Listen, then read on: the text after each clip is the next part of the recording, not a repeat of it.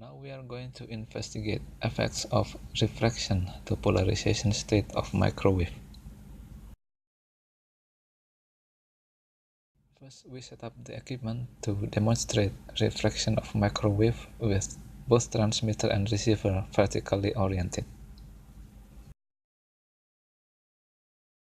Now let's rotate the receiver to see if we can make the intensity zero, which indicates that the received microwave is still linearly polarized.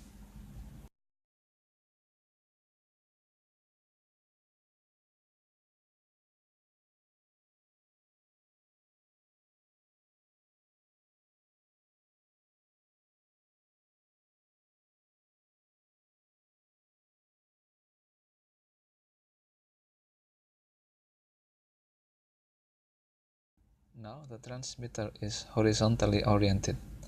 As you can see, the intensity has already dropped to zero, which indicates that the received microwave is linearly polarized.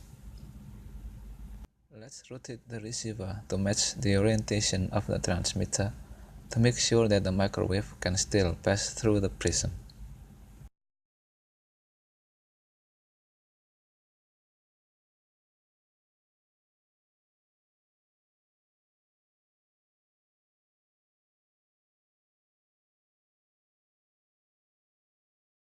Now the transmitter is diagonally oriented.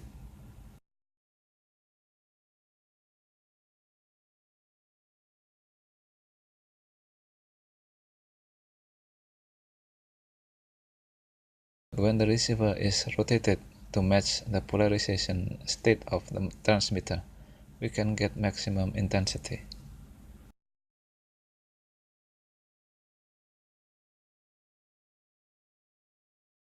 If we rotate to the other direction, we can make the intensity drop to zero, which means that the received microwave is still linearly polarized.